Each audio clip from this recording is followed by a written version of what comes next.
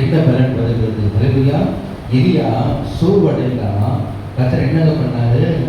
அந்த இடத்திலேயே காவல்களை கொண்டு கர்த்தர் என்னங்க பண்ணாரு? போஷிக்கிறார். ஹல்லேலூயா.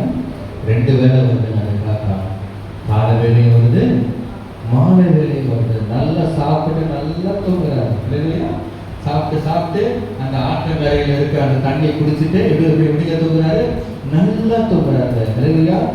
அதுதான் சொல்லப்பட்டிருக்குது, நோ மோர் டயர்ட். இனி சோர்வடைவதில்லை. இன்னைக்கு நம்முடைய வாழ்க்கையில சோர்வு என்பது இருக்கவே இருக்காது. எலியாவின் தேவன் நம்முடைய தேவனாய் இருக்கிறார். அருமையான தேவன். எலி எங்கே காத்திருக்கிறார்? வனாந்திரமான இடம், கேரித் ஆற்றண்டையிலே எலி என்ன பண்ணுகிறார்?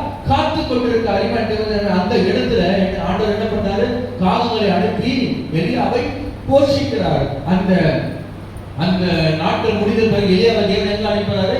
சாரிபாத் விதவை வீட்டுக்கு அனுப்புறாரு. ஹல்லேலூயா. உன்னை குறித்து கர்த்தர் ஒரு நோக்கம் வச்சிருக்கிறாரு. நீ அதே சோர்வோடு இருக்கக்கூடாது. அந்த சோர்வை நீ உதறி போட்டு நீ போனா, நீ போகிற வீடுகளில் அற்புதங்கள் நடக்கும். ஹல்லேலூயா.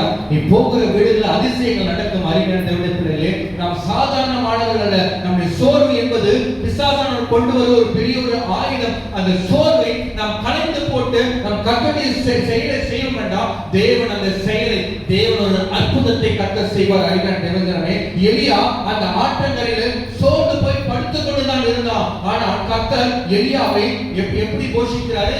காகங்களை கொண்டு போஷித்த நிமித்தம் தேவன் அடுத்த ஊழியத்தை கர்த்தர் வைத்தார். அதே போல எந்த வீட்டுக்கு அனுப்புறாரு? செத்து போகலாம் என்று சொல்லி